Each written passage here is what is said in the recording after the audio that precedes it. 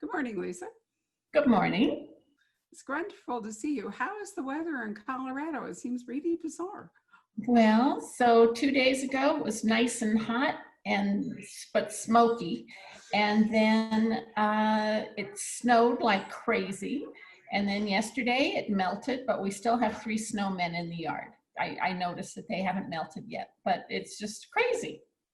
It really is bizarre. Yesterday was the first decent day we've had here since June. It was down to a cold 97, which for us was miraculous. That's just too hot. It really is. But you know, what's really unnerving is that the color of the sky and the sun from California. We got up yesterday and the sun was bright orange Yes. early in the morning.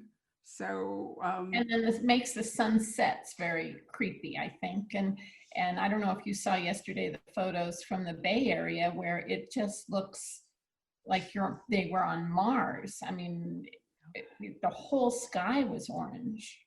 I did see that. So how long have you been in Colorado instead of Los Since Angeles? June. We came up at the beginning of June, and it snowed right when we got here, and we're about to go home, so it snowed to send us out. How wonderful. So what have you been doing? Are you writing? I assume that you I've are. been writing. I should have a pile of book around here somewhere. But when I got here, I had just turned in the new book, and then it took a while for my editor to read it. And then I've been doing a actually pretty major revision, which I finished over the weekend, and on Tuesday started back on page 1. Wow. So can you give us any kind of a hint about what it's about, or do you want it to stay quiet? No, I'm happy to talk about it. So, I do think about books for a really long time. I mean, 10, 20 years sometimes, but this one, 26 years. And 26 years ago, I found, when my grandmother passed away, I found in her belongings a diary written by her mother, so my great-grandmother, who was born on a homestead in South Dakota. The family continued west, homesteaded in Washington State. She got pregnant very young and had to get married. And so she and her husband, my great-grandfather, they had very hard lives. I think of the characters, the fictional characters I've written who have had really hard lives, but nothing like this. They just had really tough lives, and they were itinerant workers from Alaska down to the Mexican border. And so, I think on the surface, this seems very different from any of my other books. It's the first one that's really, 100% American. And, but to me, it fits right in with what I've been trying to do, which is tell these stories of history, but through the eyes of women. And so can I just tell you 2 more things about it? Just 2 more. So one is this idea of moving west, this such an American story, this westward migration, and the idea of you go into the frontier, you pioneer, you settle, you move on to the next frontier, pioneer and settle, and move on to the next. So this west, west, west, west, west, until all of a sudden you smack up against the Pacific Ocean, and it's like, now what? And clearly my great-grandparents didn't figure out the answer. And because they kept going up and down and up and down, but it's still, it's something that's still going on today, where you see all these people still coming west, Washington, or I mean, the whole West, but Washington, Oregon, California, and then they get California, and it's like, well, now what? It's not like it's cracked up to be necessarily.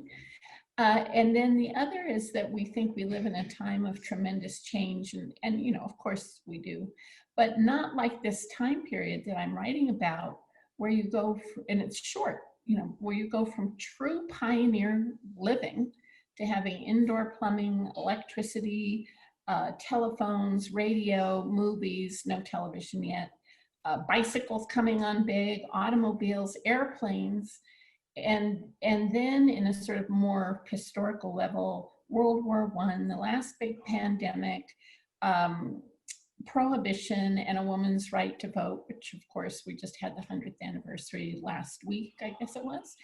And so all of this happens in this very, very condensed time period. And until about 6 months ago, I could say all but one of those have an impact on us today. And now I can say just every single one. Remarkable. And, I often think about the beginning of the 19th century when the Industrial Revolution was just kicking underway. And the British and the French were fighting a 25-year war and 20-year war. Nobody knew how it would come out until Waterloo. So, you can read Jane Austen and other Regency sort of style books and not realize just what's going on yeah, over there. Well, yeah, that was part of it, but there was still a constant fear of invasion. It wasn't really any different than it was in World War II in the sense of imminent invasion and how would we stop it. But yet when we read about it with a gloss of history, because we know how it came out, it doesn't seem as traumatic. So, I used to think, because I was born in 1940, and I used to congratulate myself on having missed the 1930s. And here it is, all over again with so many of the same forces going on. And I thought, how ironic to get, to the senior part of my life and be plunged into the part that I was always happy I missed. But didn't you, I felt this with my father, who actually was born in 1930, I think, and my mother was born in 34. But and then I had all my grandparents, but I always felt that even I had sort of grown up with it, that they carried so much from those days of frugality and where do you keep your money and don't throw that out, all those kinds of things that especially like for my mother and father, who were just tiny, really. I guess my father got to be there for the whole thing, but still is, a baby for part of it, that it had a real impact on them. And I think that those impacts, you sort of saw, at least I felt like I sort of experienced second and then even third hand, some of the consequences of living day to day with the depression. Absolutely. It shaped both of my parents. My father, at the age of 12, went up in the summers to work in the wheat fields of North Dakota for some pitiful wage. And he was an all-American tackle. So in his day, playing on Northwestern's undefeated till the final game Big Ten championship football team, when they listed everybody else, they listed their height and weight. And when they got to Daddy, they just said heavyweight, because he was like a 300 pounds, 6 foot something tackle. But he had these enormous legs, and his torso was too long for his legs, which made him great as a football player because you couldn't really knock him down. But the medical verdict was that he had stunted his growth by all this hard work at this very young age, and that he should have been much taller, and and his leg length should have matched the rest of him, but it intervened. And all his life he lived to be 81, and my mother lived to be 95. They were indeed shaped by childhood, because he was born in 14, she was born in 1917, having lived through the Depression, and the war years and whatever. And I think they would really be both at home at the moment and yet deeply shocked by the political divisions, because there was more of a community spirit and pulling together, I think, than we are currently experiencing. We were just talking about that last night. We were just talking about that whole idea of pulling together, and when things are really down. That it's so I'm sure it happens in every country, but I think that's traditionally been part of our American story of how we pull, when things are tough, we pull together. And I just really am not seeing that right now. No, but we have a history of individualism. That's been one of our ideals, and unfortunately it's not serving us well at the moment. And the other problem is that the internet allows these little groups to get together. I remember being really shocked by the discovery that bulimics could gather together on the internet and give each other hints about how to, defeat medical personnel and how to, keep going and if forcibly hospitalized and all. And I thought, wow, that is such a bad thing. And, Yeah. it's like this QAnon stuff. I mean, if you just had a few people scattered around that were off the charts, it wasn't so bad. But now when they can band together, it's Right. completely different. Yeah. Yeah. So it's the other thing I found really interesting. Rob and I are addicted to MHZ TV, which is a channel that does mostly foreign movies, and they have tons of And good. what's it called again? It's called M as in Mary, H as in Harry, Z as in Zebra. And Okay. you can get to it through Amazon Fire Stick and whatever. But we've watched it for ages because they have fabulous French mystery. I mean, they have some great stuff, but they also have like Icelandic and Finland. And we're currently watching one set in northern Sweden. So they're up among the Sami and Lapland. And we watched something in Australia. And in every one of those countries, we are seeing racism. We are seeing, in indigenous peoples in Australia, a terrible problem. In Sweden, the Sami have the same problem. And so, it's not just America where we are dealing with all these questions of diversity and cultures and racism. Is actually a worldwide problem. But I think that it is accelerated because of the way people can form Facebook groups or whatever it is. So, for a novelist, it's a terrific time, even if it's hard to live through as an actual person. Yeah, I'll just tell you, we have been watching Finnish television shows, binge watching. And I don't know, I just never really thought about Finland as being, a great producer of television, just because I'm so ignorant. But these are fabulous shows. And I have to say, I think that that's one of the benefits of sheltering in place and not going out, is that we've really explored a lot of other cultures actually through their television shows and also film, but mostly these sort of long form series that are just, you can watch for weeks, before you have to move on. Did you catch one called Border Town? That's what we have 2 episodes left. I thought it was absolutely fabulous. And I will tell you, Fantastic. well, here's the good news, because the lead, who I think is absolutely wonderful, he is the pathologist in a Swedish series that we're watching called, I'm going to have to think of it, Rebecca Martinson. And to our amazement, he pops That's up. the name of the series? Yep, Rebecca. All right, it's on MHC. It's written by a Swedish author called Asa, A-S-A Larsson, Larsson, I think. I never can do the Swedish vowels correctly. And I fell in love with him. I thought he was fabulous. And I love him. Yeah, he's a chain-smoking lung cancer pathologist working in the Sami. And then the name of the show? It's called Rebecca, Rebecca Martinson, Martinson. Okay. And I've seen the books. In fact, I think I've read a couple of them. And oddly enough, they changed the lead character, Rebecca, who's a lawyer, a prosecutor, in season 2, because we finished season 1. They recast her, which was unnerving. But everybody else, including the lead in Border Town. But what's fabulous among all the other things is the scenery. I've been to Finland. I've been to Finland twice. And the first time we went, we were doing a cruise around the Baltic, and it was like it gave you whiplash, because you were in Sweden, where the traditional enemy was Russia or Finland or the Nazis or Norway over here. And then you went to Finland, and for Finland, the traditional enemy was Sweden to the west, Russia to the east. Then we were in Russia, for a long time, and it was the same. And so as you circled around the Baltic, we're so Eurocentric, regular Eurocentric. I never really thought about all the shifting alliances and enemies that you would find in the Baltic ringing countries. But Finland is a real pivot because of its location between Russia and Sweden and Norway. And then, of course, going north, you don't realize that the Sami are basically like the indigenous people in Alaska and across the top of Canada. Mm-hmm.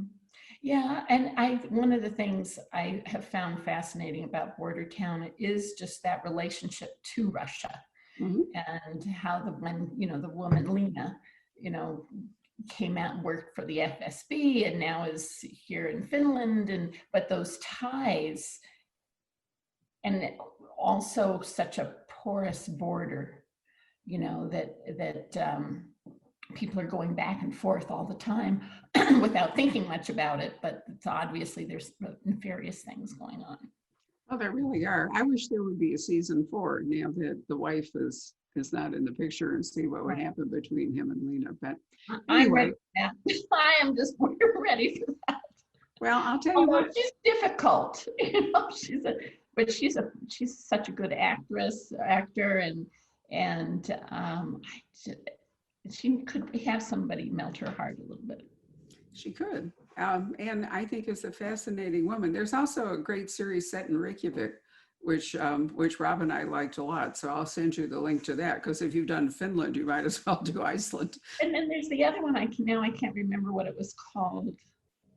I just can't remember, but I'll look it up and I'll send that to you. Where it's also in Finland, but it's a woman detective with a lot of problems. It's a woman detective with serious emotional issues, but she's, brilliant. And that one, the whole series was filmed in the winter. So, but with Border Town, I there were the first two seasons were in the summer, I guess summer or spring, sometime when you could see green. And then of course this last season has been all in the snow. But there, for somebody who grew up in Southern California and is not terribly familiar with that kind of weather, I'm happy to watch it. And especially when it's been so hot, there's something kind of wonderful about seeing all these people with all their stuff all over them. Absolutely. We did a train trip up into Lapland, which was absolutely fascinating, and discovered there are 450 different notches that you cut into reindeer ear, which is the way they brand the herds to belong to different people. So it's amazing the interesting stuff that you pick up. But let's go back to your book. Do you know a writer named Sandra Dallas? No. Well, I'm going to introduce you to Sandra because she writes about women going west, and very much the sort of books, the themes that you're talking about in your book. In fact, there's a video that I did with her. I'll send you the link. And her last book was called Westering Women, and it was about women moving towards, I'm trying to remember, I think it's Oregon rather than California, but the basic trail is the same. But she's been writing about women and how they've tried to carve lives for themselves, overcoming different circumstances. She had a bestseller some 20 years ago called The Persian Pickle Club, which is one of my all-time favorite books. It's really fabulous. So yeah, it is. I will introduce you to Sandra because I think that you would find a real affinity to her work. And interestingly enough, she lives in Colorado, so what a shame that you're going home just at the wrong time. All right, so have you been hiking? I know you and your husband are serious hikers. Oh yeah, we've been hiking like mad, but actually, working 5 days a week. So we're just really mostly hiking on the weekends. Last weekend, we did an 8-mile round trip up to 11,700 and some feet on to American Lake. And I think my body's still recovering, but we love to hike, and it's wonderful to be outside. And people have been very careful here. They had a big outbreak. They were one of the hot spots at the very beginning of the pandemic. So they completely shut down, really shut down everything, the airport, everything for a few months. And so that's one of the reasons why we've felt, pretty, we'll just say relatively safe here, because they actually do have contact tracing and all those things that they say you need to have. And my grandson actually has started school here because they have in-person school. So my son and his family will be staying here for the next year, at least. Wow. Well, I know that we have talked in the past about Peru, for example, which is a hiking paradise. And Chile. In Patagonia. Chile, right. So you ended up going there, didn't you? We went, yeah, you sent us all the stuff about Peru, and then we ended up going to Chile, and we loved that trip. That's one of my favorite places I've ever been. So when you were in Chile, where were you? Were you near Santiago or were you over east Well, by we the flew mountains? through, obviously flew through Santiago because got to go, through a major airport. And we were there for a couple of days. And then we went to the Atacama Desert, which is the highest, driest place on earth. And, that's sort of more towards the north of the country. And then way to the bottom to Patagonia, where we were for several days and did just unbelievable hiking. I mean, it was just incredible. But we stayed at a lodge that's the only hotel inside the Torres del Paine Park. And so just, you could just sit in bed and look at this view that just changed every 5 minutes with the weather. I mean, I've never seen anything like it. It just didn't even look real, just because it was so stunning and again changed so much. And then we went to the Argentinian side of Patagonia and went out on the big glaciers and hiked on the glaciers. And then where did we go from there? And then we went to Buenos Aires, and then we ended our trip in a little tiny fishing village. We always feel like on these kinds of trips, we need a vacation from our vacation. So we always try to find some place where we can just be on a beach for about 4 days and do absolutely nothing except drink and swim and read books. And so we did that, but I don't remember exactly where that was. And then we came home. It sounds wonderful. So I've only been to Torre del Paine for the day, and we had lunch at that lodge. But did you hike, sort of circumnavigate Torre del Paine when you were there? Because you can't There's do a that. W, right? And there's and people usually do one length of the W one day, and so they camp. We had some bad weather, so we only did one length of the W. So we definitely want to go back and do all of it. but because of the hotel, we can get on the boat and go back to the hotel each night. But we also did other hikes just all throughout the area.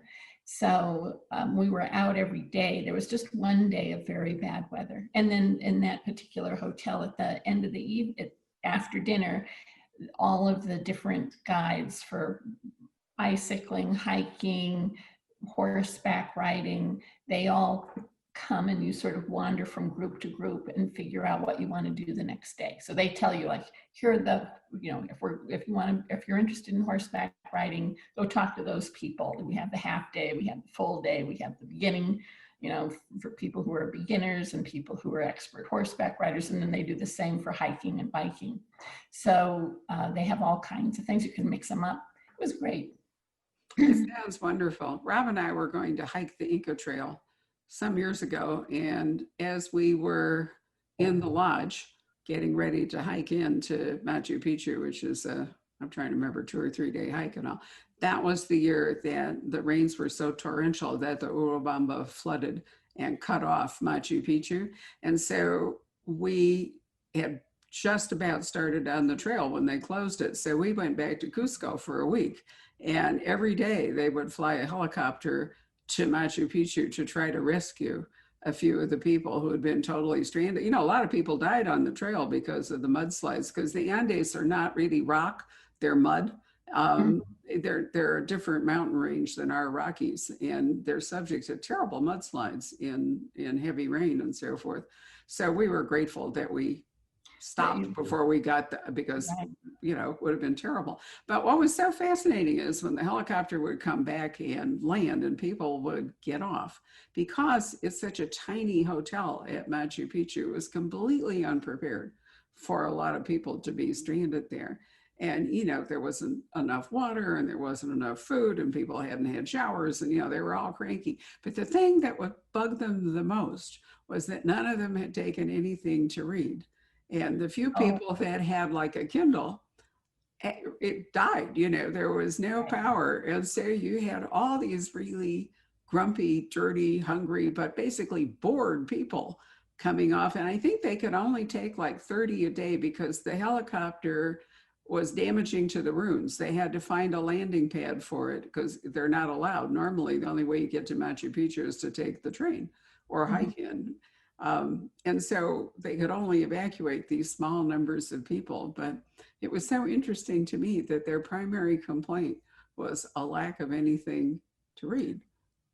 It Yeah, was like a and business you'll find that opportunity. during these, it was a business opportunity. If only you'd brought 5 cases of books with you. So, are you finding people are reading a lot now? I talk to a lot of book clubs on Zoom, but I'm just finding that people are reading like crazy, No, and they are reading, Lisa, and it's interesting how many people have gone back to classics or tackled books that maybe they never exactly, would have read, like, you know, Back to War and Peace or something. yeah. We don't, we're not a general bookstore, although, I mean, we become one over time. I mean, we started as a mystery store years ago just to differentiate ourselves from Barnes and Noble, but we're going to be 31 on October 3rd. So there's been a big evolution. We don't have room to stock the whole universe of books. But what's been fascinating is watching what people order on our website. And I mean, because they can order anything, it doesn't matter. And we obtain it for them. And every day when I do a restock report, I'm completely fascinated by the special orders that, you know, and what's been frustrating for a lot of people is they've tried to order books that are no longer in print, Mm. not, you know, not classics, but maybe like early books in series or something, and, you know, published in 2009 or Yeah. 2013. And the way publishing works anymore, there's a fairly short Oh, shelf sure life for is. a lot. I mean, you've done so well that all of your books have remained in print, but for Well, many authors, a lot of them fell out of print. And then, when I had Snowflower and the Secret right. Fan, my then publisher bought up the books that had been out of print. But even those, I guess that's two of the mysteries that one they already had, and then the two that were out of print. But they did those, I think, only electronically. So they didn't have to really invest anything, and they just sell at a nice little steady clip, but it didn't really cost them anything to do that. But I think if you're still producing a real book, you've got to store it and, warehouse it and all of those things. But yeah, I find it fascinating because during this time, like I said, I do talk to a lot of book clubs. I always have, but people are going back to the old books. I'm actually on Friday. I'm talking to what's the organization? Historic Shanghai. So this, is a group in Shanghai, and they're reading Dreams of Joy. And I don't have a copy with me, so I hope they don't ask me questions that are too tough. I talked to another group the other day that had read the interior one, the second of the mysteries, and I probably haven't talked about that book since it came out in 1997, and they were saying, well, what about so and so, and and I was like, who's that? Some character, and I was like, who is that? I don't remember that character.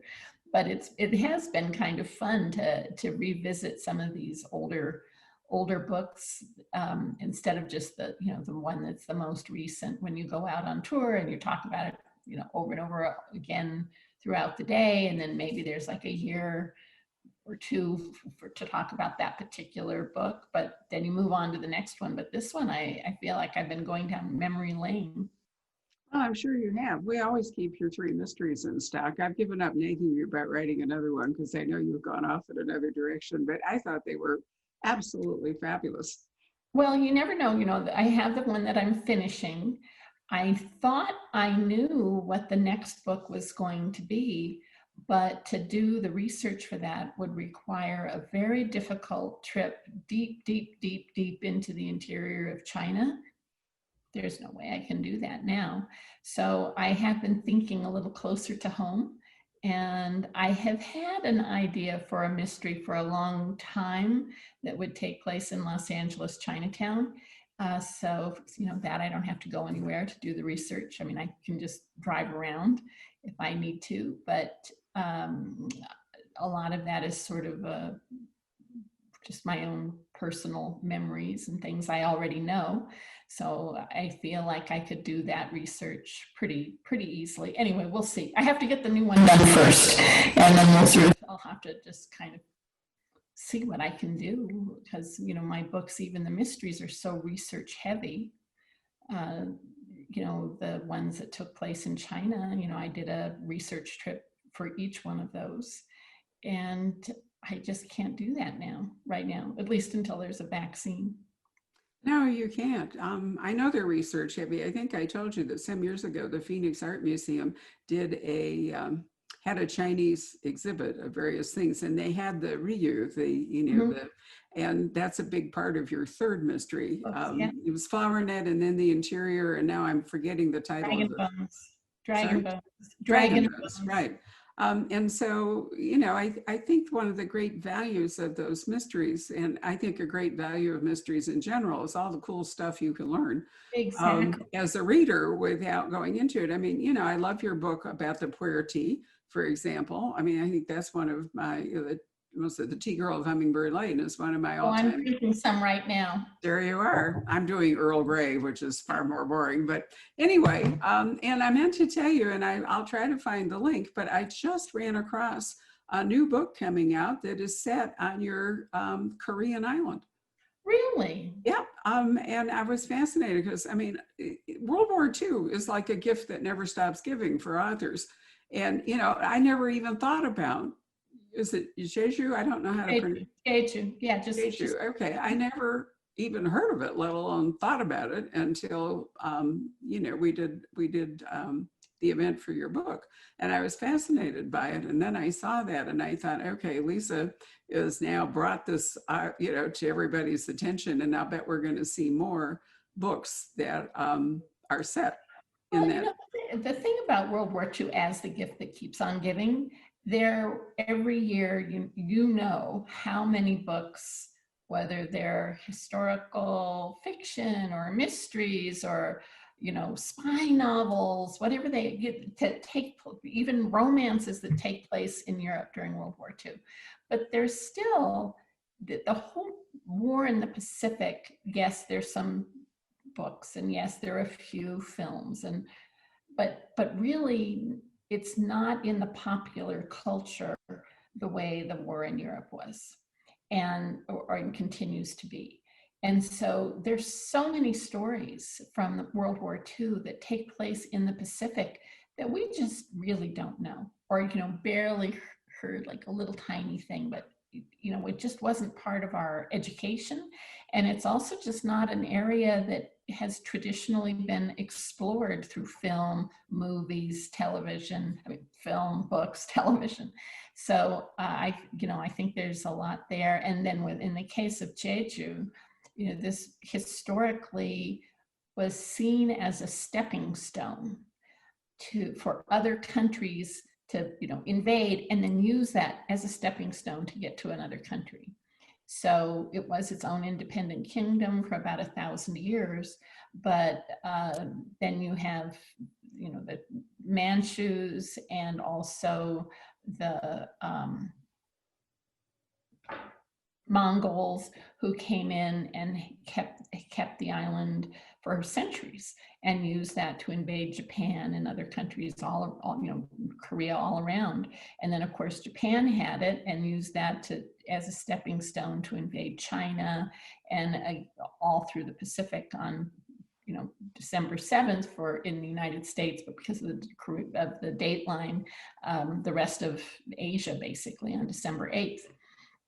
And then it was seen as this final, what would you call it? Like the last stand for the Japanese. So when the tide of war started to shift, they knew what was coming. They had a sense, oh, I guess we're going to lose. And so the estimates are 250,000 Japanese troops on this one island, and almost all of them underground because it's a volcanic island. So lots of caves, lava tubes. And the belief was when the United States came, they were going to invade through Jeju to get to Japan. And of course, that's not how it turned out. You know, we dropped the bomb instead, but they were really prepared for this final showdown on Jeju, which again, you know, the idea of 250,000 people underground waiting for an invasion is pretty interesting, I think. It's fascinating. And that was such a horrible calculation to try to decide where the greater loss of life and so forth would be, to actually go through hand-to-hand combat all the way into Japan, or to drop the bomb. I've always been interested that Harry Truman never seemed to lose any sleep over it. He made what he thought was the right decision, to save lives. And, he probably did actually save lives despite the horrors of Hiroshima and Nagasaki. And I've been to both of them several times. I've traveled a lot in Japan, and Nagasaki was not, the radiation was terrible, but the destruction, because Nagasaki is a whole series of valleys and canyons and so forth. So the destructive force of the bomb was dispersed, whereas Hiroshima is flat and it just, eradicated it. But and I never went to Hiroshima to see the monument. I just didn't want to do that, but there are other things around Hiroshima. But I think we often think that Nagasaki was the same as Hiroshima in terms of what happened there, but quite different. Right. But you're absolutely right. And there are stories about, Singapore and Malaysia and Kuala Lumpur and, the Philippines. I can't even think of a very, if there's any World War II book about, right now it's all Paris all the time, Exactly. It really is. It's just unbelievable about Paris and, two-track stories. And in the movies, there's the bridge on the River Kwai, and I can't think of anything else in the Burma theater, which was fascinating. And now the Burmese are back, trying to, Rob and I took the first commercial trip down the Irrawaddy from Mandalay to Yangon, although I keep calling it Rangoon. And it was fascinating because the Irrawaddy is a very shallow draft river. And so even the little boats would get stuck, and then they would have to call for a tugboat. And I remember sitting there, they had a little espresso thing on top of this little wooden boat that we are on. And I remember everyone else was just bitching all day long about how we were tied to a tree. We couldn't move because we were on a sandbank. We were tied to a tree and waiting for the tugboats. And I had this fabulous book. And so I was up there drinking coffee and reading my book and having the most wonderful day. And everyone else was going, just going mad with boredom. And another lesson of why you need to bring good books on a trip. Totally true. And not a Kindle. A real book where you can keep reading it. Whatever happens to you is a great thing.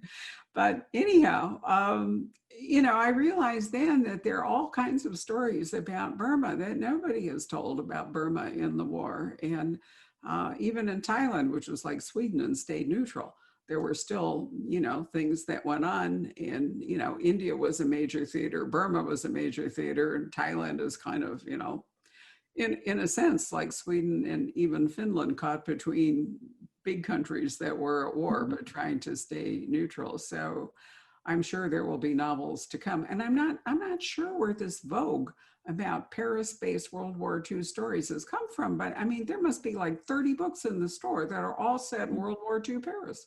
Well, who doesn't like Paris, I guess? I think people love Paris just right there. And then they love Paris. They love France. And I think also because there's some interesting things with the Vichy government and how all of that worked, going back to television again. We early in the pandemic, we watched all the seasons of The French Village, A French Village, right? And which again we loved, and it was set in that time period, but it was not Paris, but in a little tiny village, and it was really quite fascinating. Some good people, some bad people, but to see how that all worked, the idea of collaborators, and people who may have started out thinking, I'm actually helping my village or my town or my arrondissement by collaborating, but that turns pretty quickly, and then people don't forget it or forgive it either.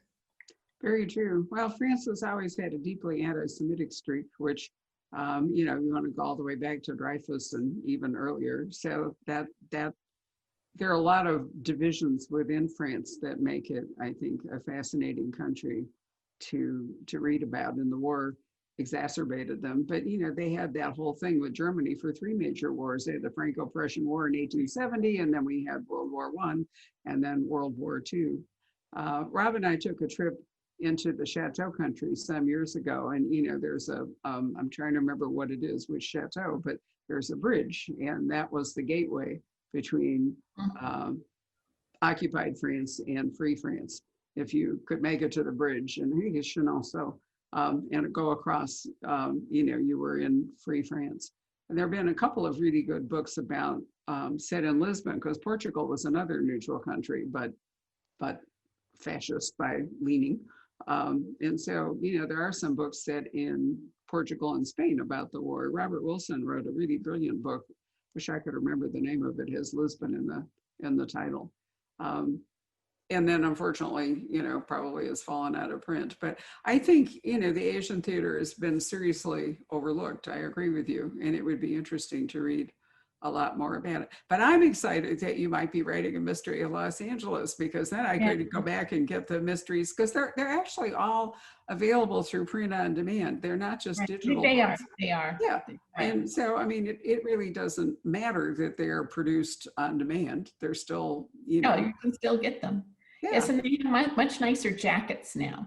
I remember when they first sent them to me, and in the new version, I was like, if these books had these nice jackets originally, they might have sold more. Yeah, well, selling, of course, is part of publishing, so you can't really, but I've always been glad that, aside from the fact that it was such a wonderful book and good for you, but I was always thrilled that Snowflower became a bestseller. And so it gave publishers an interest in keeping your earlier books alive. So I sent you a book, which I hope you will enjoy, called 50 Words for Rain, which I think is fascinating. Yeah, it hasn't gotten here yet, but I can't wait for it to arrive, because I need a new book to read. So I'm excited. We sent it UPS. It hasn't arrived yet? Well, let me put it to this. I have to go to the post office to get it. So, I mean, it may be sitting in the post office, and I just haven't gone there yet, but I haven't gotten it. I mean, we just don't go to the post office every single day. But we didn't send it by mail. We sent it by UPS. Did they just deliver to the post office? We have a little post office where we live, and everybody has a post office box. So the post office, or UPS, I don't know. Now that I just will have to go check. I just know I haven't seen it yet. Oh, well, in any case, I think because that's a while ago that you sent it, so it should be here by now. That's what I thought. I mean, I know the holiday weekend, but UPS is having, the hardest part of the pandemic in terms of book selling is the supply chain. We had an amazing incident yesterday in which a very famous author who lives here decided to promote a book. And we got, I will look, but last time I looked, our 1,000 book order had disappeared, and the publisher is panicking because they're going to have to reprint or extend their original print run in order to make it work as fast as it can. But it's a bizarre situation to be in, where you may have to turn away orders because you simply can't get the books. It isn't that people don't want it, it's that we can't actually get our hands on them. And I'm not sure how that's going to play out. Yeah, when you were saying about the supply chain, I mean, my editor has been telling me, I mean, she had another, one of her authors where the book was being printed. The factory I can't remember, they ran out of paper, they shut down, I mean, whatever it was, but they had to send a truck to that factory, pick up the half-finished book, and take it to a whole other factory to finish. And that, there are issues with paper, there are issues with binding. Factories also can't get what they need, but also because in any factory, you have people close together. So they've had to shut down for various reasons. And I've been hearing more and more about just the getting books printed has become really difficult. It has become. The two major printers are both in bankruptcy, and that is causing a huge problem. The paper problem began with the Trump tariff to Canada, and it became more profitable for wood pulp people to send it to furniture than to turn it into paper. So the paper shortage has been a problem for quite a while, but now there's just not any printer capacity. So a lot of books that were scheduled to come out this month, for example, have already been moved to November in December and into next year because of the manufacturing issues. And then we have a completely overburdened shipping system. So, it used to be that we would get a whole order despite the number of cartons in it from UPS in one day. And now they trickle in. We sent some books to an author in Chicago, in Milwaukee to sign. And time went by and nothing was happening. And then we discovered, and you can't really track them, that the post office had these books sitting in Chicago for 2 weeks. And, so thanks to Mr. DeJoy and his destruction of sorting machines and so forth, you can't even trace books. And so all books, you'll love this, all the packages we ship here in Scottsdale are now trucked to Los Angeles to be processed. And so it's taking, and while they're in that, we can't find them. So we have customers saying, where is my book? And we can't locate it because it went off to Los Angeles where it disappeared into. So that's been really frustrating, for us and for them, is that not only is the shipping taking forever, but we can't even track the books that we have sent. So there are a lot of challenges at the moment in terms of the whole supply chain. And it's really hard for new authors, for example, to gain. In fact, the reason I sent you 50 Words for Rain, and I would like to do something to help this author, is it's virtually impossible for an author to get much in the way of traction. She had a great review in the New York Times, which I can send to you. Although I sort of feel like if you're going to read a book, you shouldn't read all that stuff. You should read the book. I much prefer to read it without the review. I actually did an event like that with a debut author with Roman's Bookstore a couple of weeks ago. Roman in Pasadena, and she had a whole. I mean, she's British. I mean, well, she's born in Singapore. She sounds pretty international, but she lives in London. And I guess the book came out there and I think did pretty well there, and then was coming out here. They had a whole tour planned for her. The pandemic came. Not only did that come, but she also got COVID herself and is one of those long haulers and has been really pretty sick for a long time. But I read the book first, and then I read the New York Times review, and I thought they didn't read the same book that I read, or it was a very, I mean, of course, every time you read something, right, it's just where you are in your head at the moment and what you know about life and, how much have you traveled and just there's so many factors that go into how we interpret a book. But whoever had done that review, I just was like, you just read a completely different book than I did. Well, that's also true of customers we have found over the years, that, I mean, I've watched people standing at the checkout counter engaged in serious debate. I told Scott Turow, because we did his launch for his last book, that years ago, because he wrote Presumed Innocent shortly before we opened the Poison Pen. And I remember people standing, to check out and actually arguing over who did it, because his was really the first of those kind of unreliable narrator or, domestic suspense engaged in a legal thriller. And the science was a little tricky for people. And so, I would listen to raging debates about, no, it was him, no, it was her, whatever. And people came away with very different reactions to the book, depending on, how they read it. So when I get books is, I used to actually complain that I had too many advanced reading copies and I couldn't manage them in my office, ho. And now I don't have nearly enough. So I'm getting a lot of PDFs, which I can't read digitally and remember anything. I have an eidetic memory, which means I have to see it on the page or I can't recall it. So, and I've been interested at the publicists of some really famous authors that just casually sent me the PDFs. And I thought, with one, I thought, I could just put this up for auction and, retire, fund the bookstore. Not that I need to. I mean, it's a not-for-profit anyway, but I was impressed that there was this degree of trust, that they would send me a copy that could be shared.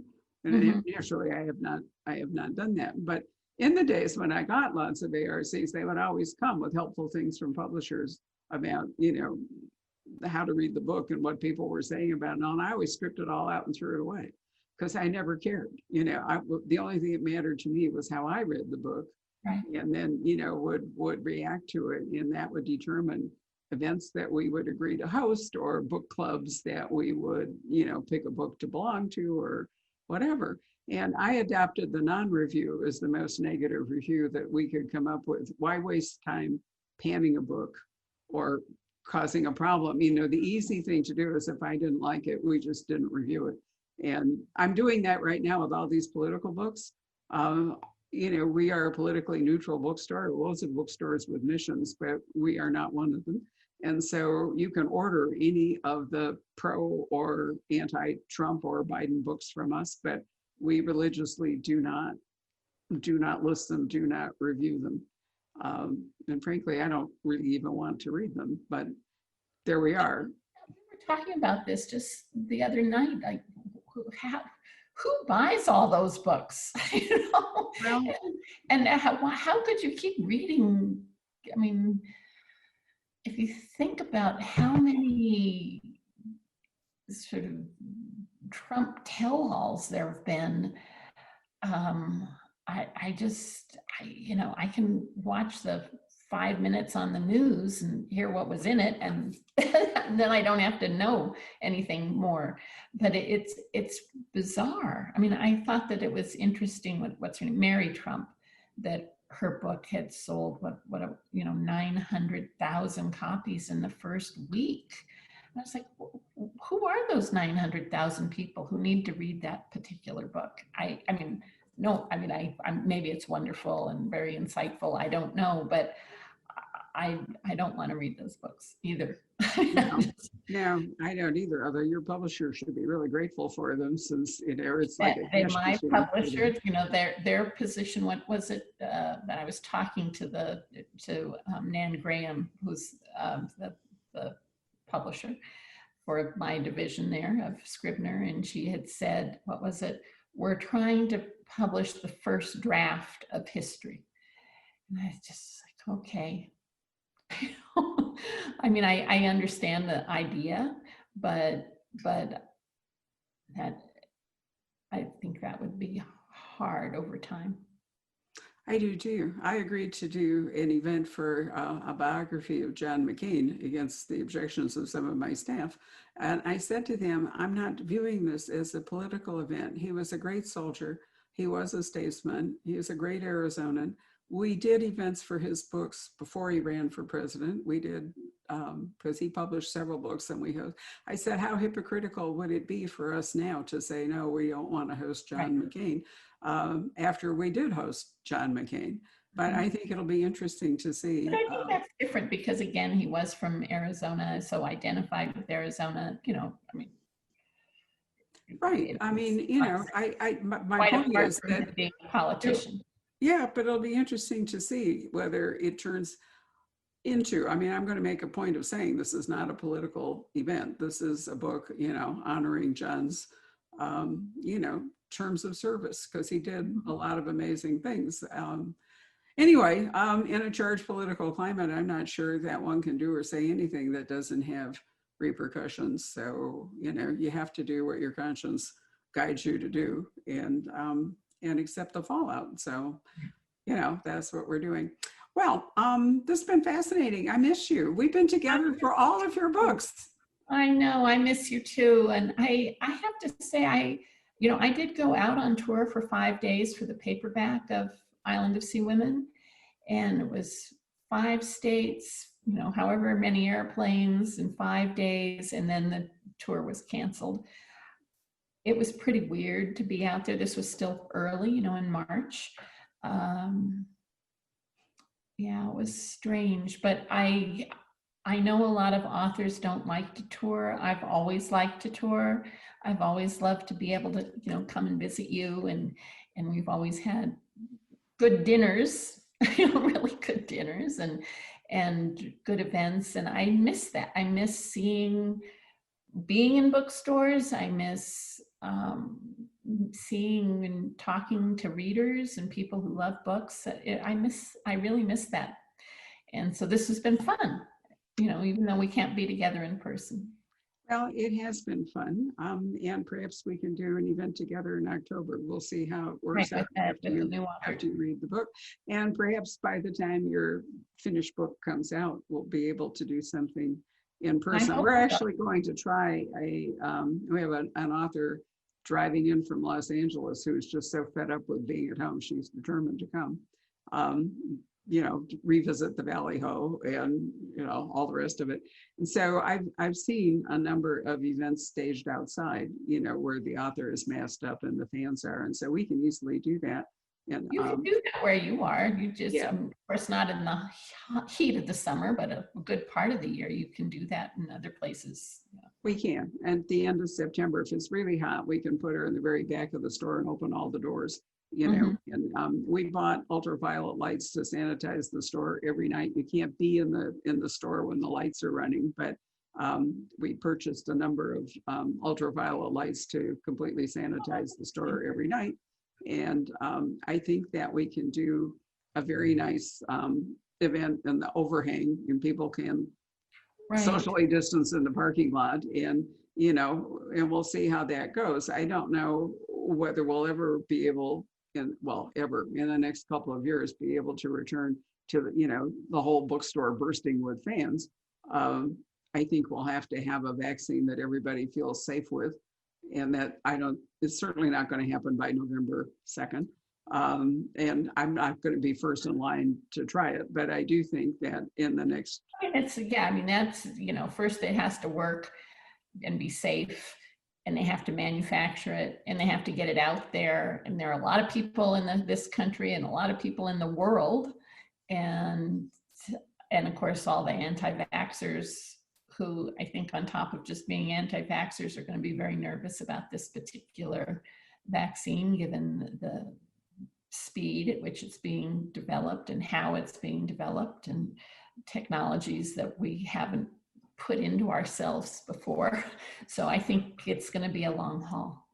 I do too, but I think maybe the outdoor signing may be a solution that a lot of people can live with, and then we can always do the interview in the store, in video or not. So anyway, it'll be kind of a test case, and we'll see. I feel like in this pandemic, if you can operate 1 month ahead, it's a really amazing thing.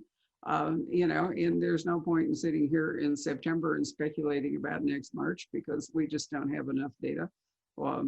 We were just talking about Christmas and what we were going to do for Christmas, and it's like we can't even think about that yet, because we don't even know where things will be. So you're right. I think a month is very ambitious. We're sort of more in 2-week increments.